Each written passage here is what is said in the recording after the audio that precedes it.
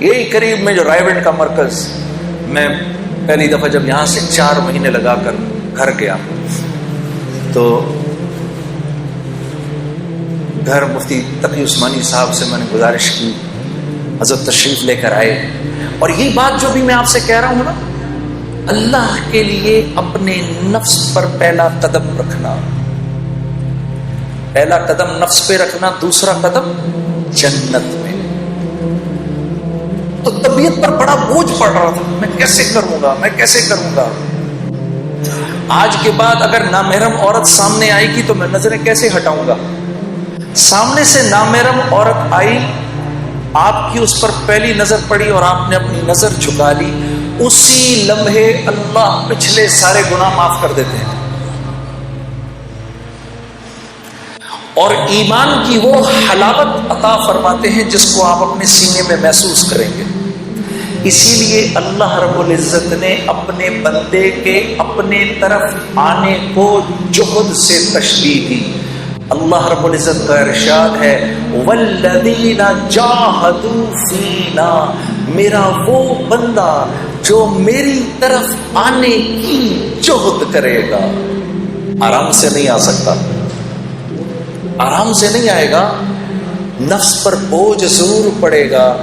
جو جہد کرے گا، جب بیٹا کسی غلط بات کا مطالبہ کرے تو بیٹے سے کہے گا بیٹا باوجود اس کے کہ تو میری اکیلی اولاد ہے، لیکن میں کیا کروں، یہ گناہ میں نہیں کر سکتا کیونکہ اللہ اور اس کے رسول کا حکم نہیں ہے، یہ میں نہیں کروں گا بیٹا، یہ میں نہیں کر سکتا۔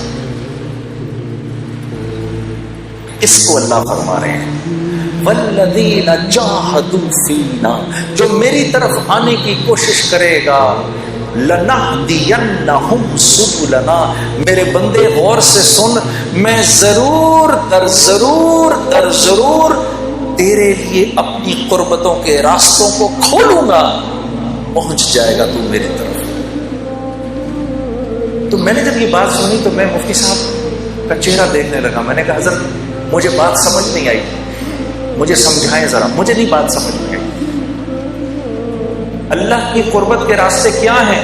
تو فرمانے لگے کبھی اس ماں کو دیکھا ہے جو پہلی مرتبہ اپنے بچے کو زمین پر کھڑا کرنے کی کوشش کرتی ہے، 8، 9 یا 10 ماہ کا بچہ ہوتا ہے یا 1 سال کا، جب اس کو پہلی دفعہ کھڑا کرتی ہے تو اپنی دونوں انگلیاں اس کے ہاتھ میں دیتی ہے، پھر اپنے ہاتھ چھڑوا کے پیچھے ہو جاتی ہے۔ اب بچہ ماں کی طرف بڑھنے کے لیے پہلا قدم اٹھانے لگتا ہے، ابھی پہلا قدم اٹھا نہیں سکتا، ماں فرتے جذبات میں دوڑ کر اس کو پھر گلے لگا لیتی ہے۔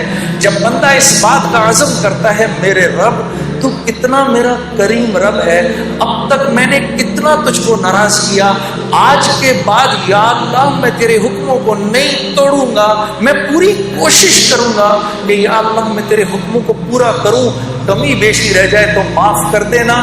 جب وہ یہ ارادہ کرتا ہے تو اللہ رب العزت دوڑ کے آ کے اپنے اس بندے کو سینے سے لگا لیتے ہیں۔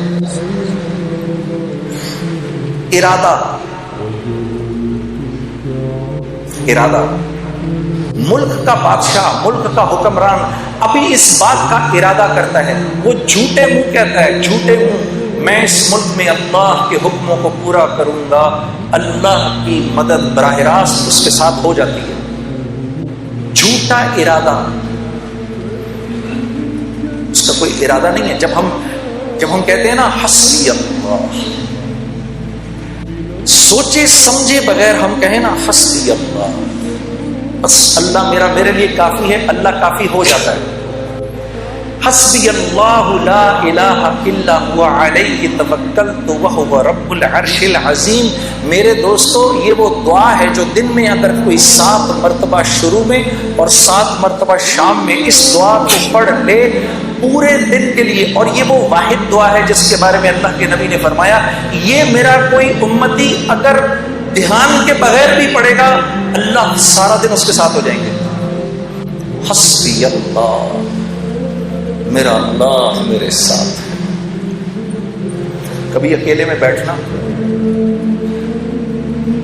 اللہ سے اپنے گناہوں کی معافی مانگ کے پھر تھوڑی دیر میں دل کو ایک تسکین ہوگی، 2 آنسو نکلیں گے، سمجھ جانا اللہ نے خوش ہو کے معاف کر دیا۔ پھر کہنا آنکھیں بند کر کے حسبی اللہ. پھر یاد کرنا کہ بھائی نے کہا تھا یہ بات، ساری دنیا کا مزہ ایک طرف، یہ جو دو بول تم بولو گے حسبی اللہ، اللہ ایسا سکون دل میں دیں گے کہ تم کہو گے دنیا کی دولت بھی اس کے آگے ہیچ ہے. حسبی اللہ.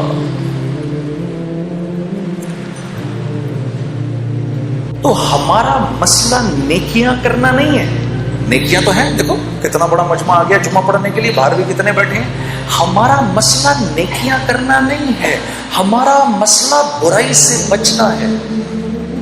برائی سے نہیں بچا جاتا. برائی سے بچنے کا کیا مطلب ہے؟ کیا گناہ نہیں ہوں گے؟ نہیں، گناہ ہوں گے. برائی سے متقی کون ہے؟ وہ جو گناہ نہیں کرتا؟ نہیں، متقی تو وہ ہے جو گناہ کرتا ہے فوراً معافی مانگ لیتا ہے. یہ متقی ہے. گناہ کیا معافی مانگ لو، اللہ مجھے معاف کر دے، معاف ہو گیا. پھر گناہ ہوا، یا اللہ مجھے معاف کر دے، پھر معاف ہو گیا، یا اللہ معاف کر دے. کرتے کرتے کرتے اللہ رب العزت ایک وقت آتا ہے، اللہ فرماتے ہیں میرے بندے جب دیکھتے ہیں کہ تو معافی مانگ کے تھکتا ہے یا ہم معاف کر کے تھکتے ہیں، تو معافی مانگ مانگ کے تھک جائے گا، ہم معاف کر کے نہیں تھکیں گے. یہ تو ہم اللہ کو پہچانتے نہیں. آپ دیکھو یہ اسکول میں تو سبھی گئے ہیں، 8 بجے کا ٹائم، بھائی 8 بجے اسکول میں جانا ہے. 8 بجے نہیں پہنچو گے تو کیا ہو جائے گا؟ گیٹ بند ہو جائے گا. اس کے بعد گھسنے دیں گے اندر؟ نہیں گھسنے دیں گے. چلو بھائی باہر نکلو، ادھر سے گھر جاؤ.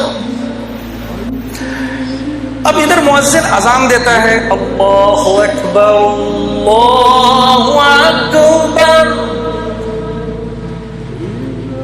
اس رب سے بڑا کوئی نہیں ہے، یہی سب سے بڑا ہے. اذان ہو گئی. اذان کے بعد اللہ رب العزت کا حکم آنا چاہیے تھا، چلو بھائی بند کرو، مسجد کو بند کرو، اب کوئی مسجد میں نہیں داخل ہوگا. تو مؤذن سے کہا رک جاؤ رک جاؤ، ابھی تو میرے بندوں نے اذان سنی ہے، انہیں 15-20 منٹ تو دو. ابھی میرے بندے کاموں میں لگے، ابھی آئیں گے میرے بندے، ابھی آئیں گے. مسجدوں کے دروازے کھول دو، کیونکہ مسجد میری رحمت کی جگہ ہے، میرا گھر ہے. ابھی میرے بندے آئیں گے، کوئی بات نہیں اگر تھوڑی دیر ہو گئی تو، ابھی تو یہ آئیں گے. 15-20 منٹ کے بعد نماز کھڑی ہوئی، اللہ اکبر اللہ اکبر، قد قامت الصلاۃ قد قامت الصلاۃ. نماز کھڑی ہونے لگی ہے، نماز کھڑی ہونے لگی ہے.